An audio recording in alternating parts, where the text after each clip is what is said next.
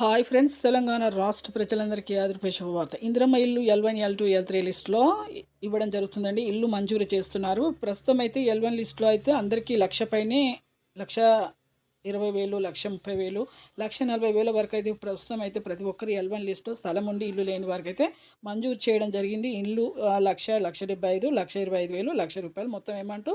బీస్మేట్, గోడలు, slab, plastering మొత్తం వీళ్ళకి మాత్రం ₹5,00,000 అయితే అమౌంట్ అనేది వేస్తున్నారండి. ప్రతి ఒక్కరు కూడా ఈకేవైసీ ఎంపీసీఐ లింక్ అయితే చేసుకోవాలి.